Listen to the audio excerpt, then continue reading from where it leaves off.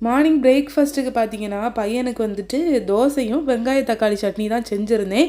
இந்த சட்னிக்கு வந்துட்டு நான் ரொம்ப அடிக்ட்டுங்க. அந்த அளவுக்கு டேஸ்ட் ரொம்ப நல்லாயிருக்கும்.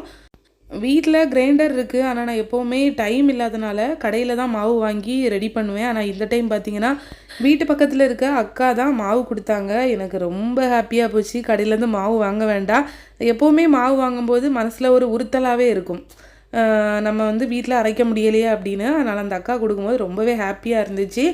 எனக்கு பார்த்தீங்கன்னா, நான் முந்தின நாளே வீடியோல சொல்லியிருப்பேன். கொஞ்சம் வாழைப்பழம் இருந்தது வந்து ஃப்ரீசர்ல எடுத்து வச்சிருந்தேன் அப்படின்னு. அத வந்துட்டு கொஞ்சம் ஸ்மூத்தி மாதிரி பண்ணி எடுத்துக்கிட்டேன். பாலு, அப்புறம் அது கூட கொஞ்சம் சீனி, அப்புறம் வந்து பனானா போட்டு நல்லா பிளெண்ட் பண்ணி எடுத்துட்டேன். சீனி சேர்க்கக்கூடாதுன்னு சொல்லுவீங்க. பட் டேஸ்ட்டுக்காக என்னால சேர்க்காம இருக்க முடியல. ஏன்னா எனக்கு சீனி ரொம்ப பிடிக்கும். அப்புறம் வந்துட்டு நான் சொல்லியிருந்தேன் பார்த்தீங்களா, டிராகன் ஃப்ரூட் வந்து வித்து போட்டிருந்தேன். அழகா முளைச்சு வந்திருக்கு அப்படின்ட்டு.